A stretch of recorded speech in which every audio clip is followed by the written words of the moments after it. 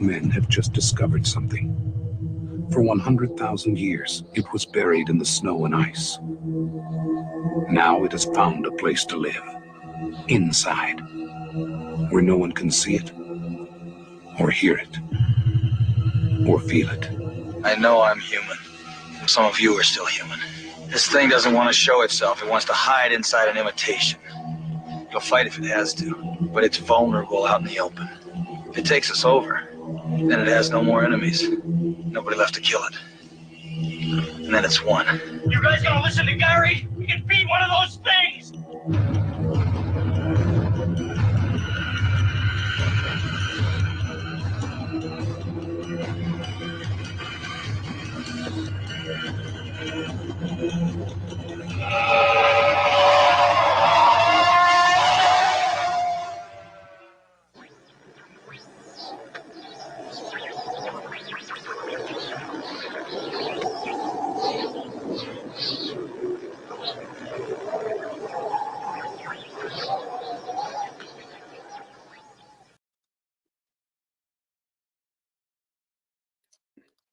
'Now that is a great trailer. Hey, everybody. Welcome to 31 Days of Monsters, Day 5.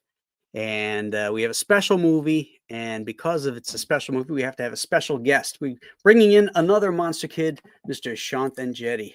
Hello, buddy. Hey, what's up, Graham? I am excited to talk about this movie, and that trailer helps that along, definitely, but it was already there, man. Great to see you. Yeah, that's a great trailer. It's a great trailer. Right? Great It doesn't trailer. show you anything, but it makes you imagine everything. Every time I revisit this movie, I can't believe it was made by human hands. It's really good. I mean, it's so well crafted. It's so well cast. I mean, everything in this movie really comes together, and I think it's just it's just a reminder how far you can push the envelope with work. It's amazing. It's also all hand done. There's no CGI, obviously, because it didn't exist. So it's all practical. Rob Bottin's makeup is incredible. Now, I have issues with this movie, and everybody in the chat already knows this because I've gone over it ad nauseum, particularly when I did the original, The Thing from Another World, which is my all-time favorite movie. But I'm curious, to hear your take. Oh my gosh. Well, I came at this movie a little bit differently, which was I didn't see this movie when it originally came out. Okay. I saw this movie later. So when I was introduced to this movie, it was it was the special effects everybody was talking about, the kind of whodunit aspect of it. But when I revisited it later as, the last decade or so with the remaster, and after, really having my H.P. Lovecraft enthusiasm go to where it is, where it's been, I went, my God, this is the only movie, this movie and Alien are the only two movies to capture Lovecraftian horror, even though it has its origin in the novel and it has its origin in, the original film from the 50s. And to think that you could write a book that would produce two other classics in adaptation form is incredible. That's such a testament to the work. And it's one of those movies. Did you have you read John W. Campbell's novelette? A long time ago. I would not want to be. I couldn't be quizzed on it. Like it's no, but it's how do I put it? It's a strange thing, right? So we talked about Frankenstein before. The 1931 film is really its own thing, and what's strange, its own thing, not an intentional bad one. They just happen. But there's elements of it. The more insidious elements in the book do seem like, if I'm recalling it correctly, they're a little bit more maybe in this film.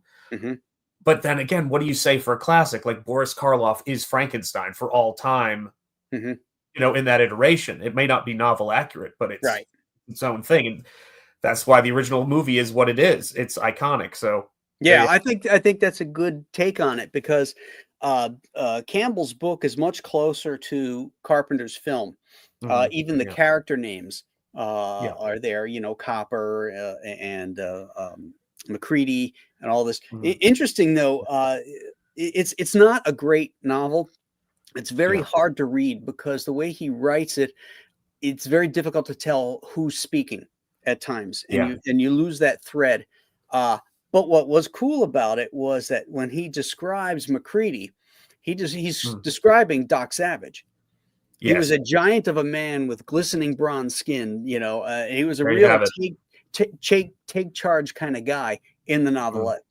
And the thing that I loved about that and about the original 51 version is that it ends with us winning.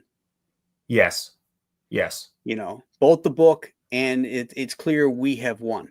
But that's not to say it's not a cool ending in this version, because I kind of like this too, as its own standalone thing. Which one is the thing? Is either of them the thing, or do they destroy it? We don't know. And, I'm going to try to avoid using the thing while we talk about the thing, but it's just going to happen. And I was going to say the thing about this movie. You have dispensation, my son. Thank you. I appreciate that. And so it's the way this when you look at it from the standpoint of they're finding these frozen things. Yes, the dog is still alive, and we'll get to that aspect of things, but you do get a sense of the fact that it's a little bit different of an entity. Like it could wait dormant, it could wait, because those folks who dug it up, it was dormant for them too. And who's to say, that it couldn't come back alive? But you're right. There's something about this movie that if it had been released maybe about 6 years earlier, which wouldn't have been possible from a technology of the practical effects by that at that time, I think it would have fit more with the time period, if that makes sense. But because it was released in the 80s post Star Wars, I think that the original film and its approach to things is why it's so appealing, because we do win, because we do conquer it. And I think we kind of were all fed up with nihilism by the time we got to 82. We've kind of had enough of, great works to be sure, but we were ready for something new. And I think that's part of it. That's a very interesting take.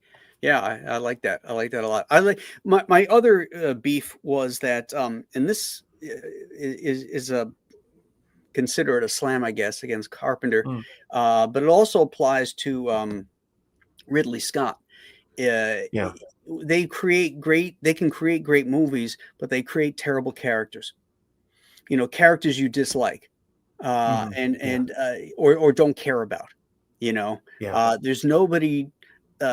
I guess you could make the case for MacReady and Childs, that you can root for them, but our first impression, and first impressions go a long way, is that MacReady's a drunk. He's an asshole. He's a short tempered, and he pours his booze into his computer because he didn't like losing at chess. That's our first impression of this guy. And we never know. I mean, my other beef is that that these are supposed to be professionals doing this work down there, and they all seem like John Carpenter style 60s leftover hippies. The doctor's got the earrings. We don't know what any of them do. except for the cook. Yeah, that's exactly right. Right. And, Yeah, they don't seem to know. We don't really know what their, Yeah. what their jobs are down there in the Arctic. Yeah.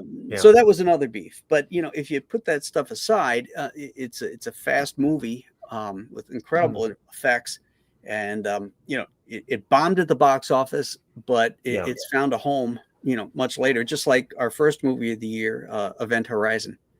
Yes. I think the tricky thing to do is I think we go through phases of what would we call it?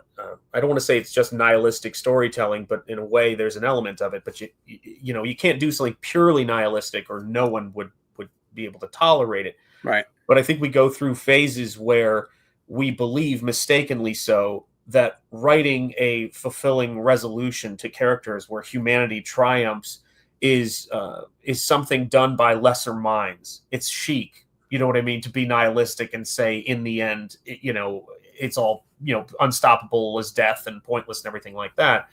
And what fascinates me about the human condition, one of many things that fascinates me about the human condition, is the fact that we reject that message, like that we who have seen so much of it throughout our lives would and throughout history would still reach towards the light and aspire to or desire that from our artwork, if that makes sense. And I think that coming out in 1982, I don't know if this movie, really was going to fit the audience, much like Empire Strikes Back, and you raise an interesting question about the novel. I think that a novel I did read recently that is worth reading if you want to be mortified by how unlike the movie it is Jaws, which is very much of its time, unlikable, like everyone goes full tilt nihilism, right? Yeah. And or not, it just is dark. Like you leave there feeling like, I don't know if I like any of these people. I wish I had read this book, but it's there's a lot of soap opera bullshit in there, about Brody and the chief's wife having an affair and all that. Yes. And Spielberg rightly cut that shit out to get to the thrust of the story. Absolutely right. 100%. Yeah. 100%. Hey, Nowhere Manchild says Carpenter gave his opinion of the ending. So I'm curious if you care about his view or if the individual's interpretation of the ending is what is best. Please elaborate and tell us what Carpenter's opinion was. Yeah. And then I can give you an answer. Because I don't know. I always thought that Carpenter felt that the ending was up to the viewer. But if he knows what it was, or he's elaborated on that, I'd like to hear that. Yeah, I'd like to hear it too. I mean, I know there's been debate about Keith David's character. Keith David is just such a great scenery chewer. And honestly, Kurt Russell is too. I mean, Kurt Russell can go big and both Keith and Kurt can do that thing that Orson Welles talked about with regards to Jimmy Cagney. They can go big without hamming it. And that is really tough to do. But one of those not unsung, but someone I'd like to point to in this movie is, of course, the great Wilford Brimley. I think that his character was a character that when you see, him doing the deductions, that was such a great everyman character in terms of trying to do the right thing for civilization to protect people. He sees his obligation, his responsibility there as a scientist and as someone looking it over. But I thought he did a great job with that role. He was a great supporting actor in the truest sense of the word. He's just incredible in that part. I like him in everything I see him in. Yeah, I do too. I'm a big Wilford Brimley fan. I do like his stuff. He's great. He doesn't always get to show his full range. I mean, you see him in things like, oh my gosh, what was it? Can't believe The Firm, things like that, where he gets to play a more dark, insidious character. And, he had a lot of range. And, but I think that this movie may have just missed its time, but it does show that it's got that timeless quality that we wish for in cinema, that we're able to, thank goodness, debate the thing. And it still has life all these years later, and to even be in the same conversation as the original film says something. Yeah, and they couldn't be more different. They couldn't be more absolutely different. One is straight up adventure.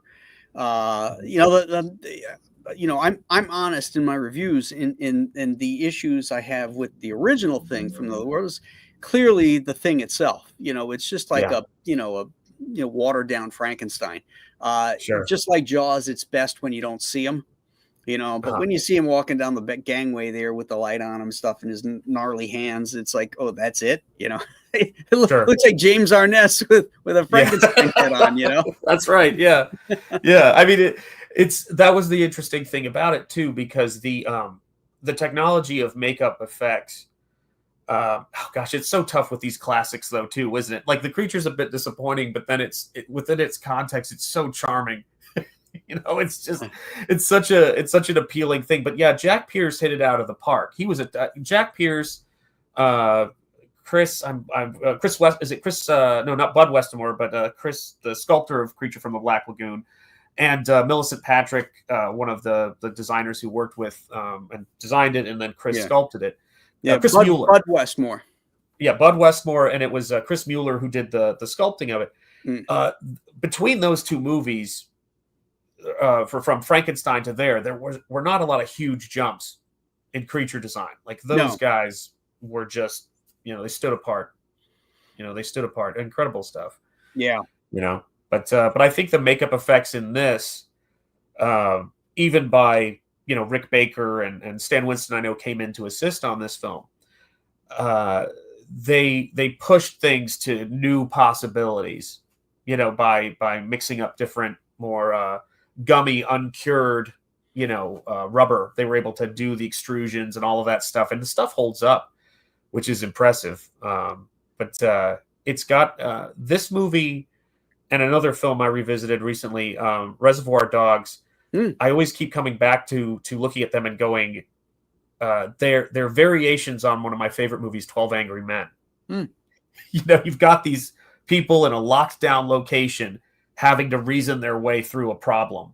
And while 12 Angry Men is, it's 12 Angry Men, it's an incredible movie, has a somewhat more of an uplifting, ending in the sense that they find their common ground. And maybe that's the way this movie works, if it works, is that these two adversaries, assuming one of them isn't an alien, but even still, they seem to have arrived at some kind of peace or common ground, but it is still grim.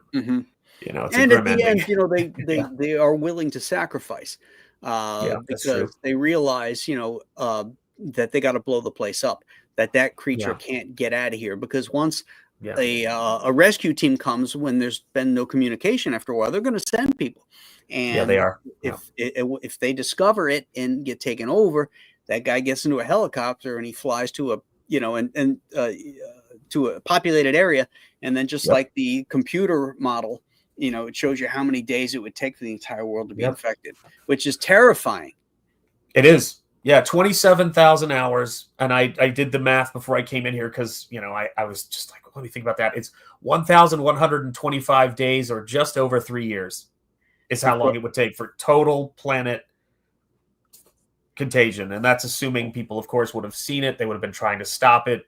But that's with all those contingencies in place. The computer says, no matter what you do, 3 years, that's what you got. So would that, I wonder if that would include all the animal creatures as well.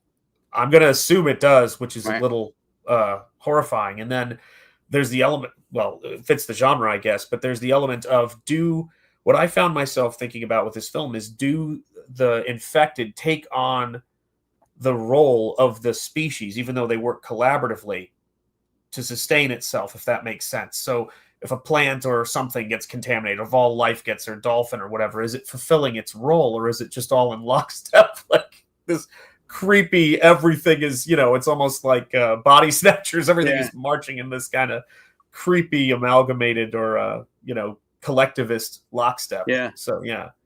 I'm always find myself asking my question, what is its natural state, this thing? Obviously, it built a spaceship. It pounded metal. It forged metal.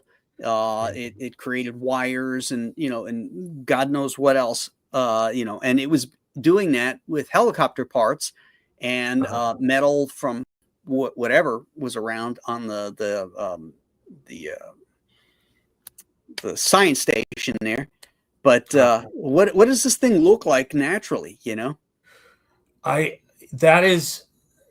That's the part of this that remains to me anyway very Lovecraftian. Even though when he's describing his own creatures, he does give them parameters. Even it did have elements of the I can't believe I'm blanking on their name, but at the Mountains of Madness, the was it the Shoggoths? No, it wasn't the Shoggoths, was it? It was the slave race of amorphous blob creatures. He kind of he does still describe things, but the fact that this didn't have a form, it gave it a little bit of a different terror. It like made you really focus on the people and then certain qualities. But yeah, you're right. I mean, it did seem as though it was able to change the materials though too, not even just forging and welding them, but those materials didn't make the things he was making. I mean, that thing was, you could see elements of it, but he was making something very sophisticated, at the end of the flick. So it seems to me like they've got, I don't know, maybe some ability to work, affect the metal or affect things in a strange way. It's tough to say. Well, actually, I started thinking about it, about Campbell's description of it when they first find it in the ice. And it talked about the multiple eyes and what appeared to be like snake-like hair and tendrils on it. So I wonder if that's probably its natural natural state, Must be. I mean, you'd have to imagine if it's traveling. I mean, if it's traveling through space. Now we don't know how long this, thing has been, going. Is it planet hopping? Is it whatever? But I would assume that that would be the case. Yeah. That it has, when it's in a no environment where it needs to blend in or morph into anything for its own sake and to spread. It probably just resorts to that. But yeah, it's incredible. It would be neat if they did a sequel to this. But now the thing is in a populated area. It gets somewhere. Yeah. And like a zombie apocalypse type of thing. Now it's a thing apocalypse, and it could use the same type of method that I used in Alien Alamo, where the aliens are cleaners. Basically, they're a force that comes to destroy the native population, but leave the infrastructure in the world solid for the true invaders. It's a tool, like the thing is a tool used by other invaders. That could be really cool. It could be really cool, and gosh, it's funny that you said that, because I know we're going to be talking later this month about the movie Signs. And it just made me think about, I felt like you were about to go into the Army recruiter speech, I've got it figured. That's my favorite character in the entire movie, by the way, with all due respect to the remaining cast. Only that scene is the greatest scene where he's like, I've got it figured. They've been probing.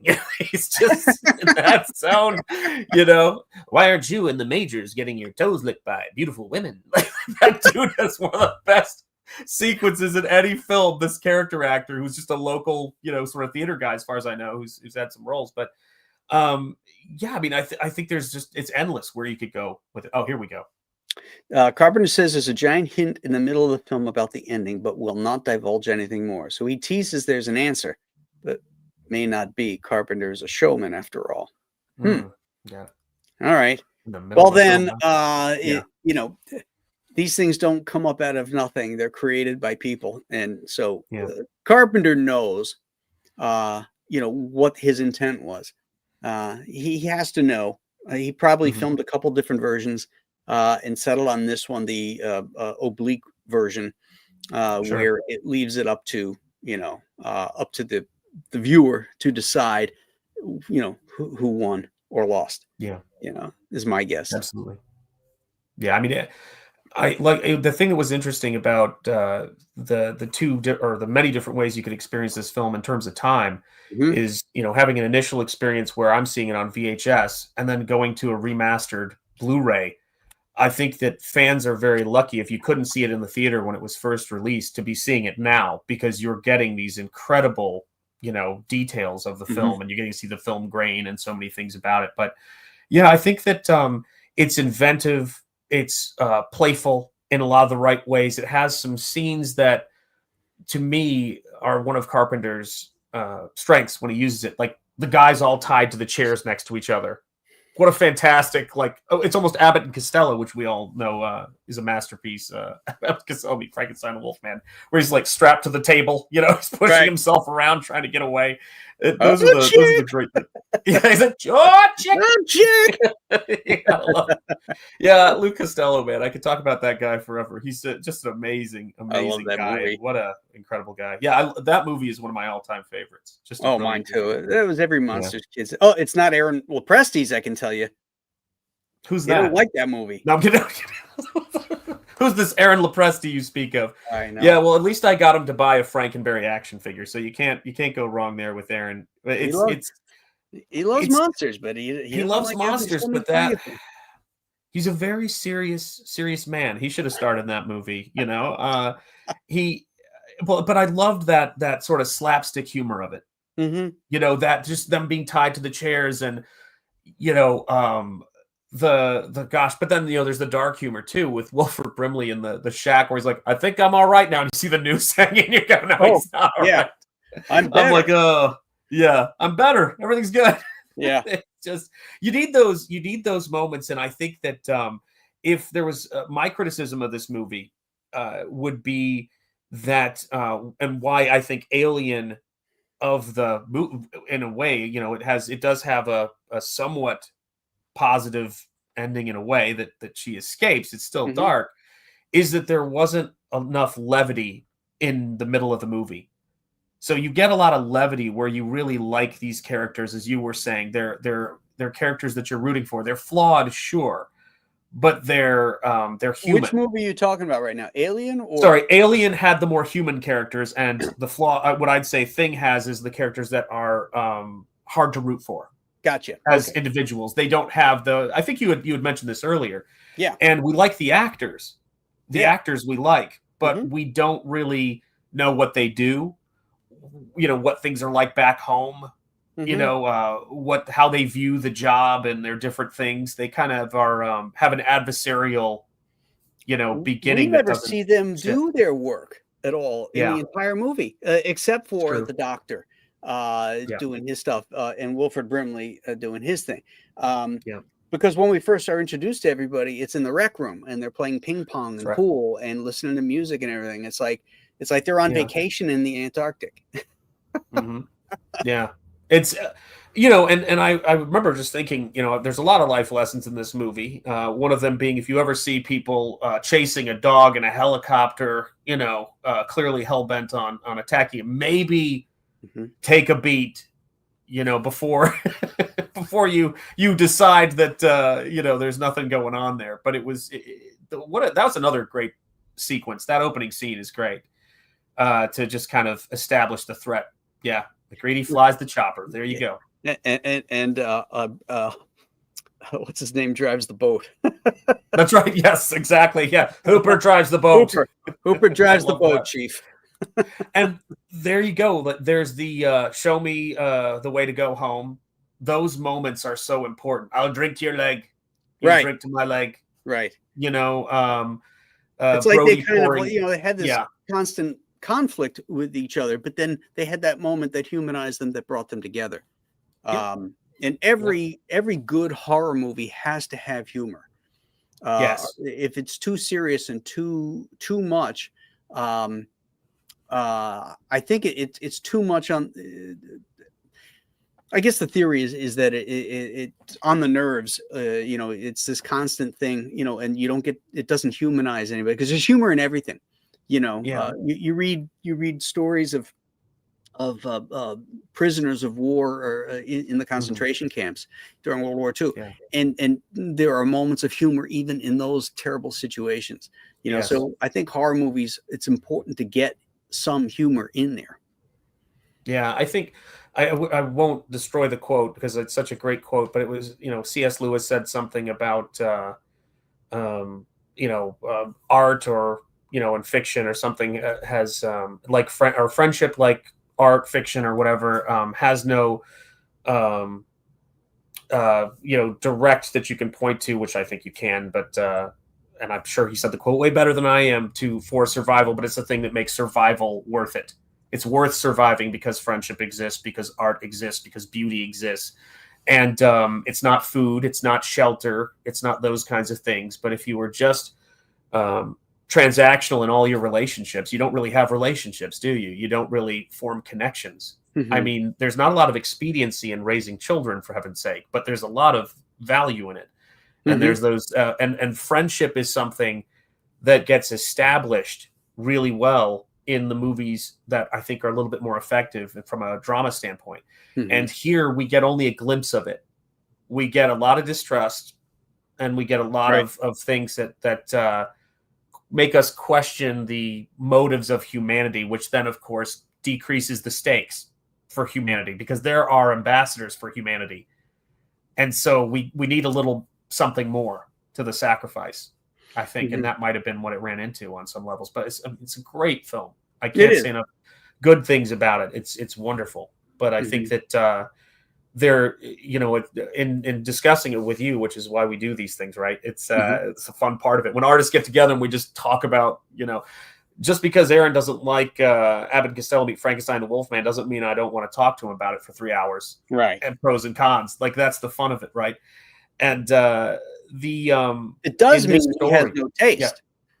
Well, it does mean that. So yeah, I've said it to him a number of times. If he has a problem with that, my opinion of him, he can go fight Graham. I say it to him all the time, you know, and that goes for all of you. But it is an interesting thing, though, that you raise, which is these guys on this island, so to speak, are our ambassadors for humanity outside of the Norwegians, who I didn't understand a word, honestly, of what they were saying. But as they're out, these isolated colony, they are the microcosm of humanity and we're trying to save. And they kind of had a responsibility from that standpoint to make us root for humanity, if that was the intent, you know, and if that was what he wanted to do. So I think that might have been something that you know, made us, you know, Ripley in many ways in Alien is an ambassador for the crew. They may have their disagreements, they have their issues, but in the end, you want someone to make it out of the situation, to tell their story. She's kind of like Ishmael, really, in Moby Dick in that sense. You know, that's how we're going to hear this story. And when you don't have that Ishmael character, it's like, well, we're all dead. Then we feel, even though we've heard the story, we feel as though, you know, nobody knows of this threat. So it's tough. So before we go to the chat, Sure. I got to ask you a question. You're stranded on a desert isle, and you can only take one movie with you. And your choices are The Thing or The Thing from Another World. Which movie do you take? Thing from Another World. This is an easy decision. Thing from Another World. Okay, we can be friends. Well, but think about it too, though. But think about it, because it fits into everything we just said. You know, I think we all, by the time we get to a certain point in our lives, you know, when we have, you know, adult children and we, you know, and grandchildren, God willing, you know, at some point, we see enough horror. We see that these things exist. What has come to shock me as time has gone on is people's ability to overcome adversity. I mean, that's something that fuels a lot of the writing that I do and a lot of the artwork I do. That's the great miracle. And that's the thing that's helped me and so many people sustain. And so I wouldn't want to be on a desert island with a nihilist.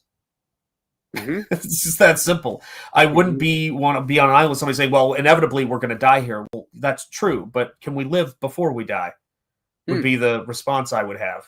Right. You know? Good and so answer. I think that's why that would be my choice. All right, let's say hello to the chat here. We have Rick's 1662, Shadowhawk Talks, Anthony Mark is here, Manowar 665, Neighbor of the Beast. That's a long one. Dr. Masked Retro Elixir is here, or was here. He couldn't stay. But he reminds you that tomorrow's movie, guys, is on HBO Max, The Brood. So go check that out. Black Ice, thank you, sir, for that $10 super chat. That is a good cigar.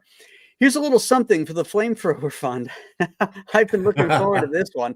My brother and I used to watch this movie so much that we could have rewritten the script from memory.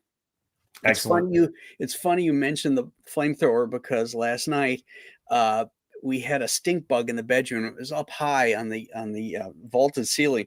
So I'm up on the bed, standing on the bed, and I got the sprayer and I spray it. And I said to Julie, I said, "See, if you'd have let me get the flamethrower, I'd have taken care of this." She's like, "What? I'd burn the house down?" I said, "Yeah, but I'd get the bug." You would get the bug. Yeah. It's all about the win, Jules. This is that's well, I mean, maybe in that way the thing is one of the greatest examples of what would happen when men get together in a group. Exactly. Someone's gonna have the axe, someone's gonna have the revolver, someone, things will get out of hand, there'll be a flamethrower involved, but that's I couldn't believe they didn't put a 4-wheeler in there. I didn't think it was, or 3-wheeler, I didn't think it was realistic enough for the 80s, but we need an ATV. It's a great movie. I tried to get Julie to allow me to buy a flamethrower one year. And she goes, "What are you going to do with a flamethrower?" I'd say, "Clean the driveway in the winter." Oh, yeah. Yeah, I'm in Buffalo. I got 3 feet of snow. I'd be out there. Mm-hmm. And people would shake their heads right before they asked you to come over and do their driveway, wouldn't they? Yeah, darn right. Well, all the guys would be like, "Yeah, let me see that. Let me see that." The women would be like, "Oh my God." You would be that guy that gets like everybody in trouble. That's who you want to be.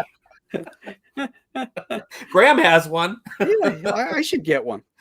Oh my God. Bon Deck 11231 says greatest horror movie ever.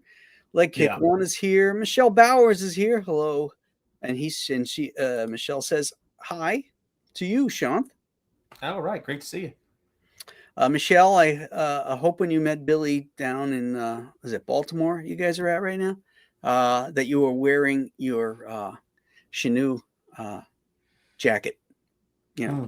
This one here. So let's see. Anthony Mark is here. Skeptical Llama. He says he saw it on HBO. He was very young and was blown away. I was one of those that saw it at the theater. Wow. When it first came out. Well, and not a lot of people who have that experience, unfortunately, for the movie, because it's great. Yeah, it was a date night. I was with my girlfriend and a bunch of other couples, so we went to go see the movie. And at that time there wasn't any social media or anything like that. So a lot of these movies, like Aliens, a perfect example. I knew nothing about it. Other than I saw the poster, that egg thing, and it had said aliens. Ooh, this is sci-fi. I'm going to go see it. No idea about the chest burster or anything. And same thing with The Thing from Another World. I didn't really have much information on it other than maybe a few things in like Fangoria. I think they did some articles, but that was about it. So when you got to see these movies back then, you didn't really know too much, and it was kind of neat. Yeah, absolutely. Absolutely. Graham and Sean, there's reportedly another Thing film being made with Wyatt Russell taking the role of MacReady. Huh. That'd be wild. Could be good. Could stink. Let's see. Who's this? Castellar Daniel Garcia. The Thing and The Fly were terrific remakes. Yeah. I thought The Fly was great. Oh, yeah. That one really freaked me out. It was so gross. It was so gross. Creepy. That was gross. Yeah, it was. It's funny to think about that movie, and much like the same thing here. It's and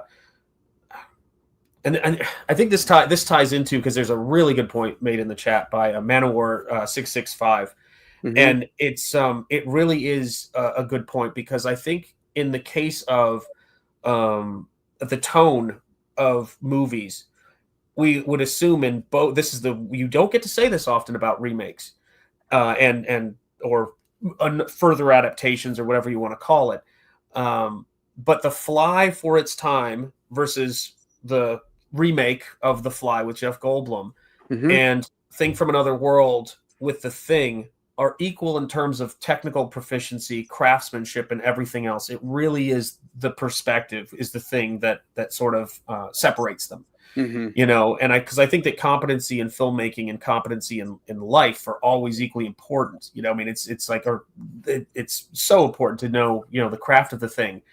And that's why we'll be talking about both of those movies together, for all time, is because the craftsmanship of both is so strong, and the perspectives are worth exploring and debating and talking about. You know When what I did The mean? Fly come out? That was 80s also. I was just watching that the other day too. I We want to say watched that. 88, maybe? Yeah. 80, 87? Yeah, let me see here. Where are we? 86. So 86. wow, that was an unbelievable year for film, by the way. Like all these, there were certain years you look at and you see movies that came out a month apart, and you can't believe that those classics came out within earshot of each other. Right. Just brilliant stuff. Brilliant stuff. Yeah. Who's the director of The Fly again? Oh gosh, it was David Cronenberg. So Cronenberg. Was, okay, right, yeah. right. Like tomorrow's real David Cronenberg film. That's right. Oh, that's right. That's right. Yeah. Wow, that's a segue. Yes. Yeah. The Brood. I didn't even put that together. Yeah. The Brood and The Fly. It's That's an right. early Cronenberg film. And a good one too. So if you guys don't have HBO, get your subscription or just rent it on Amazon. It probably cost you $4, something like that. Yeah, worth it. It's a good film. All right. Some quotes here. Apparently, Lou Costello had on-set stooges for pie throwing off stage during the filming of A&C Meet Frankenstein. Yeah, he had his buddy Bobby Barber, who was the pie throwing guy, and he's in it too. He's the waiter, I guess you will, when they're at the costume party, and Lon Chaney says, "Have you seen Wilbur Gray and Chick Young?" And he goes, "Seen him? I didn't even know him." Yeah, that's Bobby Barber. That's right. Yeah, he's the that and the helmet, the things they did. I mean, I see it's that stuff is that came out of vaudeville, and Cagney did his thing coming out of vaudeville too. He's one of my all-time favorite actors is Jimmy Cagney. I remember when I saw The Public Enemy, just blew my mind. Just in the way that he moved through scenes, and the way that he acted, and the way that he did things, like Wells said, he could go big without hamming it. And I loved seeing the funniest outtake for me of A&C is when Bela Lugosi is coming down the stairs. The guys behind him, you could tell that wasn't going to go over well. Bela was not gonna handle that well, So, but yeah, oh my god. Nowhere Man Child wants to know what recent modern films, horror or not, you think will have the same deep discussions in the future as The Thing. Wow. Well, that's hard to predict, because I think if you asked somebody about The Thing during the day, they'd have said we wouldn't be discussing it because it bombed. It wasn't good. So I don't know that you can prognosticate that kind of stuff. Maybe something like The Conjuring, as far as horror. Maybe. That was, it's just a really well done ghost story, without grossing people out. It's just, I mean, I got chills in that movie when I realized, when I'm looking at the screen, there was that critter or creature or ghost, whatever you want to call it, on top of the armoire, which I hadn't seen. As the scene is going on, I look up and I'm like, oh shit, I'm like, the hair on my arm just went up on it. Now that is the first one, because I get them out of order. My daughter's obsessed with those movies, but was it the first one that took place in Rhode Island, right? With the house in Rhode Island, if I'm not mistaken. It could. A family moves into a house, and then they start noticing the things happening in the house, and there's the basement scene at the end. Yes, they tie her to a chair. So yeah, so that was that took place here in Rhode Island, and so it made some noise when it came out. But one of the things I think that will make that movie stand the test of time, and that series stand the test of time, is it introduced or reintroduced, but in a serialized fashion with several movies, right? It reintroduced the idea of this heroic couple of faith doing it. Yes. It's the closest I've seen to one of my heroes in horror, Peter Cushing. That's what, to me, he's the gold standard in so many ways of a horror, movie hero. Yes. And he, that kind of, what is it? You have no fear? And he goes, only God has no fear. Like, just beautiful. What was that from? That was from The Brides of Dracula, which is it doesn't have Christopher Lee in it, but Jack Asher's lighting in it. He did the great color lighting that was in all those movies where you have the beautiful kind of like blues and reds and greens and everything like that. But Cushing as Van Helsing was a big influence when I was creating Nosfero. Him and Solomon Kane is another one. And as a couple, those two characters, the way that they're written and the way that they interact and the way that it's treated with sincerity, I think probably shocked Hollywood, the reaction to that type of portrayal of heroes. Yeah. And it was nice to see. So, yeah. Well, it was James Wan did that, right? Yes. Did he do The Conjuring? Yeah. Yeah. Those, I like those series. The new one is out, and people have asked me if I've seen it, and I have not. I haven't seen it yet either, but I know I will. I'll probably wait till it, shows up on streaming. Watch it on my big screen TV. Oh yeah, that's right. Yeah, with company, hopefully. You know what I mean? It's because you don't want to be alone if that thing's up on top of the walking around. Yeah, that one got me. And see, so when I was growing up, it's like now my kids, God bless them, are about to turn 20, which is just that's just still. I know that may sound they're still kids, but to me it still is amazing to me. But they had a very sweet, very kind, beautiful childhood. But we liked to scare each other in my family coming up.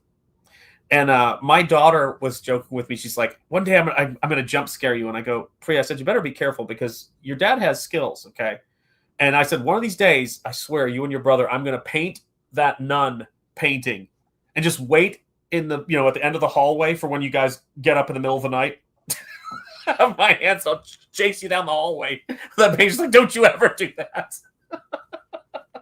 But that's a scene, where you see that shadow walking along the wall. And there's another example of affirming messages in the story, but not without exploring the darker regions with great scares. We like to it says something about us, I think sometimes, that while I don't need an affirming ending doesn't mean everybody survives, right? It's not required, but there's something funny about our nature that we want to know the characters are leaving the theater with us. Like that's a sign that they must have really invested your audience is invested in your characters, where you worry about how they're doing. One of my favorite horror films is The Exorcist, because goodness wins, God wins. The hero is a priest.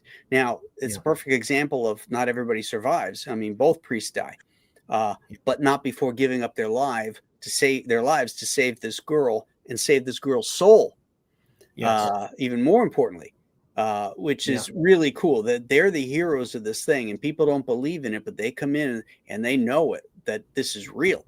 This possession is real, and they do everything to cast out this demon, which is just great. And then, if they made that movie now, as that car is driving off and we see little Reagan in the back, we would see something in her eye, or some kind of a creepy smile to let you know that, oh, the devil's still in her, which is just bullshit. I can't stand that. The fact that they didn't do that and that she was clean was great. I love that. Yeah, it's interesting. One of the things that inspired what I did with when I was creating Nosfero was I'm a huge H.P. Lovecraft fan. I delivered the first book to his grave in Providence, the first copy of my book, and it was again, I promised myself I would do that because I lived in his town. I moved to his town and fell in love with his work. He's one of my favorite authors. The Dunwich Horror is amazing. One of my favorites, Shadow over Innsmouth. And but I remember saying that I want to create heroes that are as interesting as his monsters, and I want their good to have power in these stories because the conflict loses something. Like there's something great about in Bram Stoker's Dracula, the spreading of the host around the entrance of the crypt, that he does, that Van Helsing does, and you see that these things are. If you do, Black Eyes, you guys are going to be ripped. Yeah, you guys may not make it. You know, you gotta be careful. You know. Yeah, here's the thing, Black Eyes. Oops, there you go. Take a drink. Yep, that's exactly right. Someone said, "Did you dig him up and put it in his hands?" And I was laughing, and I said to my wife, "I go, you know, knowing Lovecraft, he could have reached up, grabbed the book, and threw it back at me." Yeah, exactly. Exactly. But you know, it was a funny thing because I'm actually working on a documentary right now for my channel on H.P. Lovecraft because I love doing research and finding articles, and I want it to not be talking heads, but looking at his letters and showing Providence during the time and what it was like, where these characters were walking, and because so much attention has been given to either his prejudices or making his work into something it's not, and I think what people lose, that is the chief job that we do here in Comicsgate and as artists and as creators, is to entertain. Mm-hmm. And to think that he had some political, social, or whatever agenda that drove him would kind of ignores. I mean, there's always stuff that's driving us. There's no doubt there's stuff that's driving us, but he wanted to sell his stories and he wanted to entertain people, and the people that he was a fan of, the writers he enjoyed because they entertained him and spoke to him. Mm-hmm. And that's the way he felt about Poe and Dunsany and everyone that he was looking at. And R.E. Howard, right? His compatriot. Yeah, the two used to write back and forth to each other. And you can see some of that in Howard's writing too. Absolutely. Yeah, when I read when I got my hardcover edition of Solomon Kane, and I was reading the intro, and I was like, this is the most beautiful intro ever written about somebody. He goes, we recently lost, or it was the what he wrote in memoriam of Howard I go by H.P. Lovecraft. I'm like, yeah, that kid can write, I guess. Can write a great, statement. But what he wrote about Howard was so touching, and in many ways, it tells you a lot about the man, and the brotherhood of creatives and writers and artists. Rick 1662. Well, not necessarily true. The priest that jumps out the window comes back in The Exorcist 3. The same actor who played that priest is back as well. Well, what else came? What really came back was money. At the end, in the end of The Exorcist in 1972, that was it. It was the end of the story. And then they decided to write a sequel, 2 sequels after that. The second one everybody forgets. The third one was actually pretty good because Blatty wrote it and directed it. But that wasn't, where that first movie ended. You could have just watched that first movie and that would have been it, and never have seen 1 or 2 or 3 or 4 or whatever. Or not 1 or 2, but 2 or 3. I think it still holds that they won in that one, because the other ones were additions, they're add-ons, Yeah, and I think the audience, that's the funny thing about the audience experience for me is that when a movie has such a meaningful and profound impact, I don't know that the sequels or later movies affected, like, people will ask me about, Jaws 2 or Jaws 3 or whatever. And I go, movies are so hard to make. A successful movie, a great movie. And the thing I think is a classic. I think it's a canonical work. I think people should watch it who are fans of genre film, like almost as a requirement. It's like, it's the way I feel about, Kurosawa's late work, like Ron or Kagemusha, and people, like Rashomon and Seven Samurai and Yojimbo. I'm like, yeah, those are great. They're fine films, but he's saying different things in Ron. He's saying different things in Kagemusha. He's looking at the world differently, and there's something to it. But movies like that can't be diminished by what comes after, because they exist in this almost immaculate state, this pristine state, and they affect us in ways that transform us, that we take to heart, and that we carry with us in our real lives from this fictional place. Yeah, perfect example is Aliens. Aliens built upon, but made a completely different movie than Alien. But then when they did Alien 3, they shit on everything that happened in Aliens. And then Alien 4 just continued the degradation of it. So, I completely write those off as they're not even part of it. That Newt and Hicks, yeah. Ripley and Hicks actually make it. You know, they make it back. Mm-hmm. I mean, they go through that entire movie and all the shit they go through. They survive, and Bishop and all that kind of stuff, all just to crash and be killed in a crash on this planet. Yeah, it's ridiculous. This prison planet. And you want to talk about characters you don't give a shit about? Yeah. In that film? Oh, yeah. So that's a perfect example of, you know, just let it alone, know when to quit, you know when to hold up, know when to fold up. As yes, exactly. Yeah. Kenny Rogers I mean, used to say. that song is amazing, by the way. Great storytelling. One of my favorite lines of all time, because I can relate to it, especially here. We were both too tired to sleep. One of the great lines in that song. I love it. But I think that's something that is wild about great works of art like that, and great works like The Thing. The Thing set a bar that I don't know if it's been eclipsed. And there's going to be some great special effects movies coming out. There's going to be there's some incredible work being done today, you know, by directors. Frankenstein looks to be promising, and I really enjoyed some of the practical effects work in Nosferatu 2024. Yes. And as well as the religious aspect of it, and good, and the aspect of good and faith in that story, which that's on our list, by the way.